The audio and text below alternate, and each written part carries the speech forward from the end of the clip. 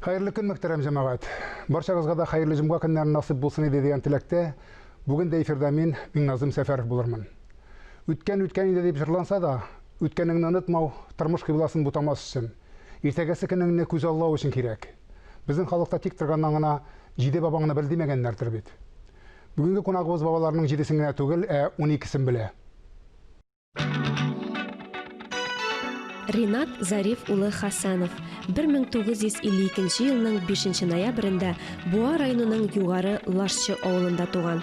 Урта мәктәпне тәмамлаганнан соң Новосибирскидагы Сәүдә институтында бухгалтер-икътисадчы һөнәрен ала.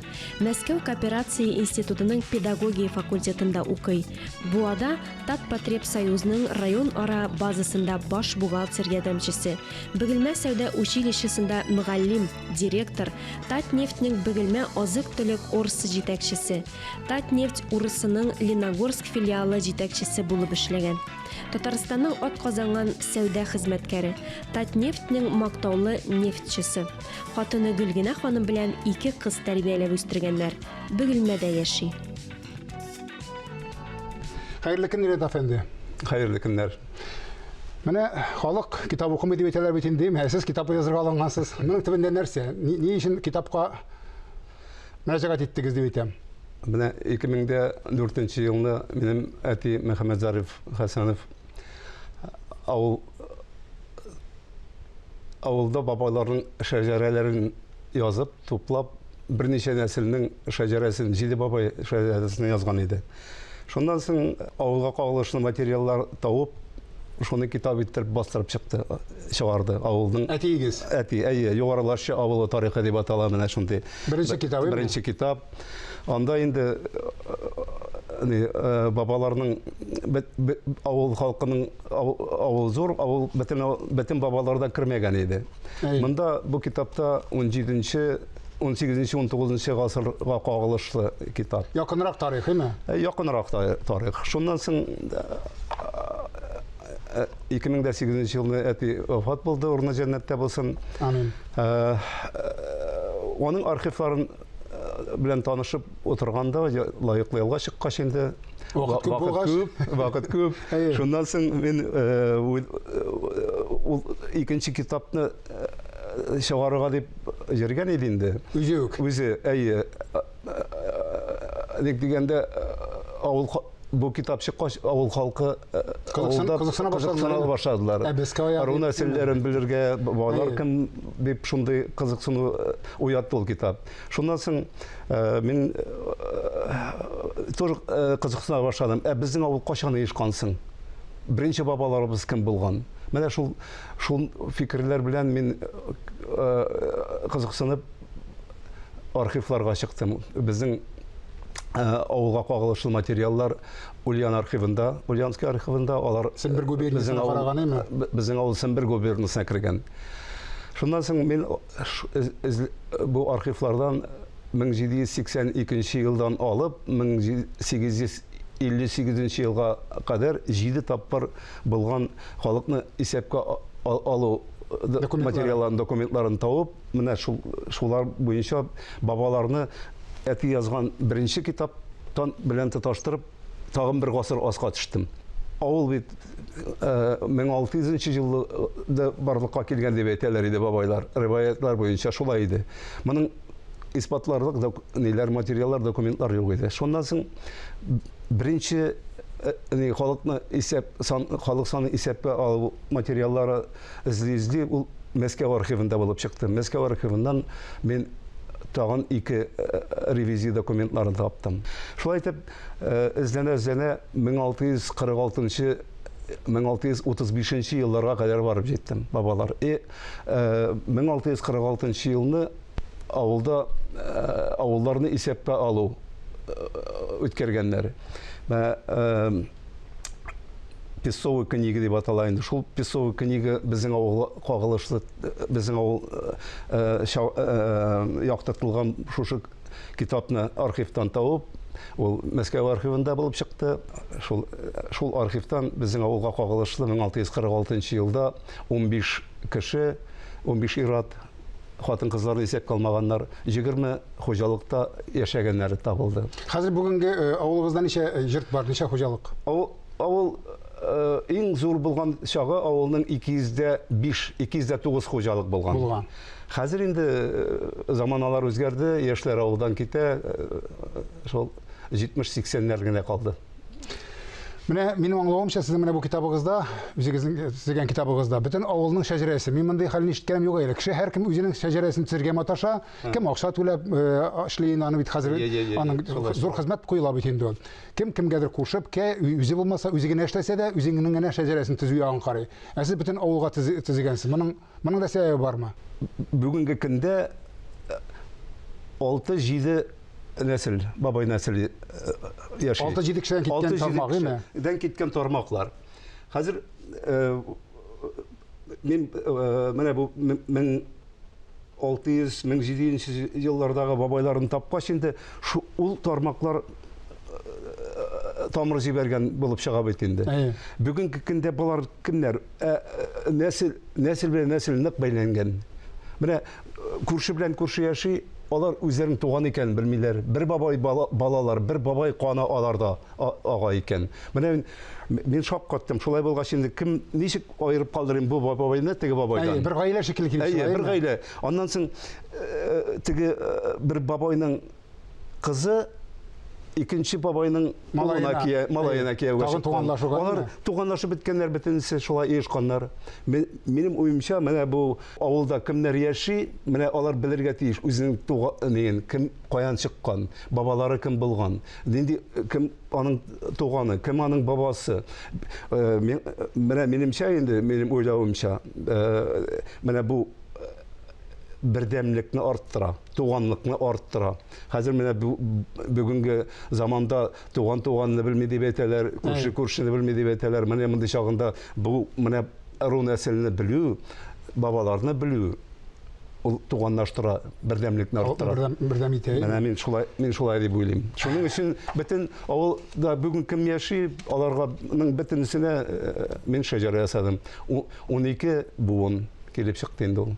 И тагын әйтәсем килә, безнең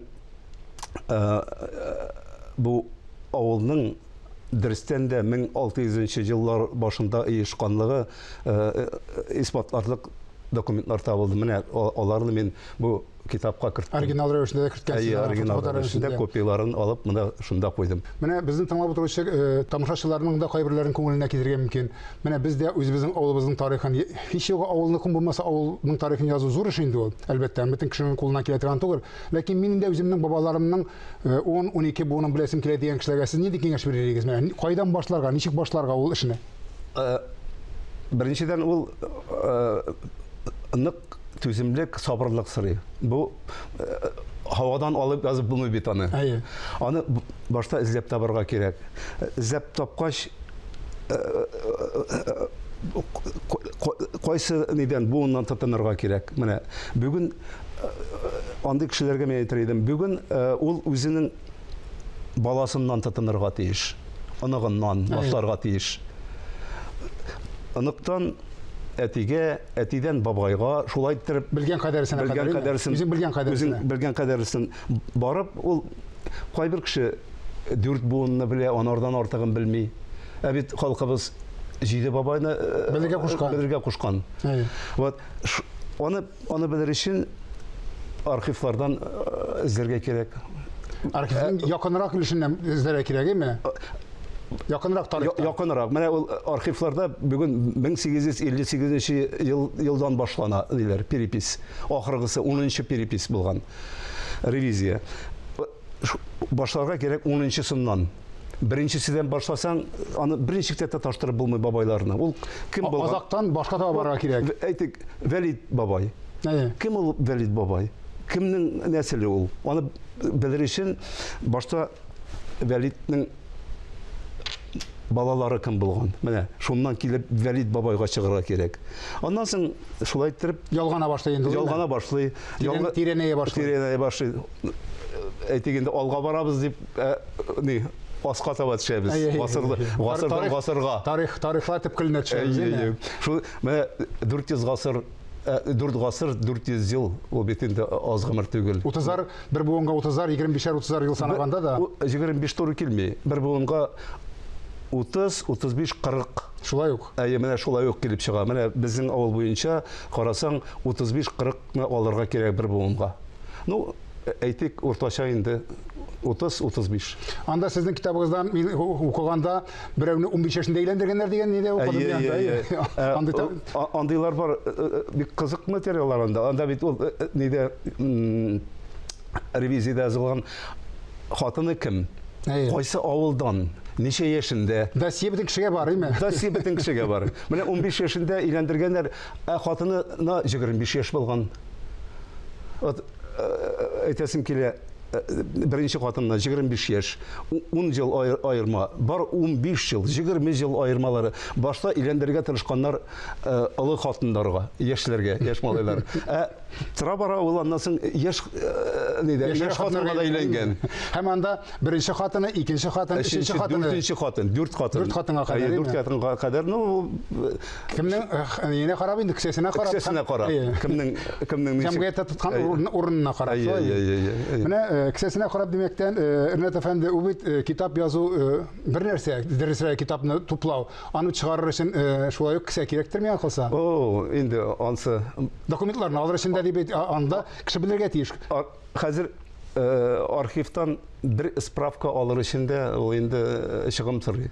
Бу архивтан ревизия материалларын таптым да өземә алып куйдым дигән сүз юк инде хәзер. Хәзер бит инде архив хезмәткәрләренә тоже түләргә кирәк акчасын, аның яшен. Аларда ничектә булса яшәргә тиешләрме? Алар эшләргә тиеш, яшәргә тиеш. Мин аны дөрес хәлдә буйлыйм.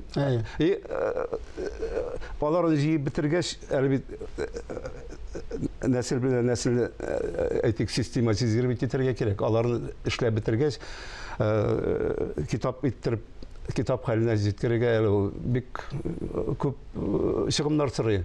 Аннар китап чыгарганда тоже чыгымнар сорый. Мин инде әйтәсем килә, менә бүген максаттан файдаланып, форсаттан файдаланып, үзебезнең авылдашларга, якташларга шуш китапны чыгарганда авылыбыз тарихын ихтирам иткән якташларга бик зур рәхмәтем. Рәхмәтлемен. Менә ул финанс яктан да аларның исемнәрен монда әйтеп тормыйм инде, исемнәрен китапта язылган. Тамчыдан күл җыелды инде, име? Шулай. Ул бит инде кулга алырлык бер саллык, сакларлык, көн саен басылган китап түгел. Ул аннан соң бу бит китап гына түгел. Буыннан буынга күчә торган кадерле ядкар дип уйлыйм мин моны. Документ. Ринат әфәнде, сезнең тагын башка китапларыгызны күрәм. Сез әллә бер генә китап белән туктамагансыз булай. Карам, күрүемчә. Аның тарихы былай, мин теге әйттем бит, лаеклы ялга чыккач вакыт күп дип. Әтинең архивын шул барлаганда 100дән артык шигырьләре килеп чыкты. Төрле елларда язылган шигырьләр. Элек без аны беренче язган шигырьләрен сагышларым дип атала инде ул. Шундый бер китап чыгарган идек, кичкенә генә аның шигырьләреннән. Шуннан соң менә бу 100дән артык шигырен инде кемдер укырга тиеш. Аның мәгънәсе, эчтәлеге бик зур инде ул нинең китапның. Аннан соң ул район күләмендә үткәрелгән шигырь конкурсларында беренче урын диплом алган кеше, анарга халык шагыйре Ринат Харис шул дипломны биргән иде. Менә аларның бөтенсен алып укыгач, аннан соң китап калынайды. Китап калынайды. Ул китапны әйтәм, кемнәрдер укырга тиеш бит. Ул безнең авыл халкы турында язылган монда, безнең авыл монда. Шул тарих, ләкин шигырьдә тарих белән икесе бергә әйтәм, нишләп алар аерылырга тиеш.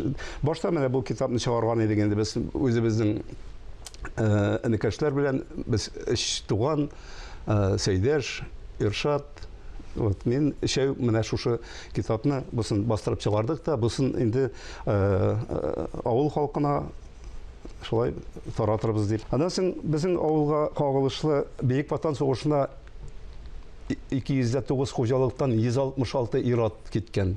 Шуның 78-е сугыш кырларында һәлак булып ятып калган. Кайберсенең каберендә белмиләр, кайда булганын да белмиләр.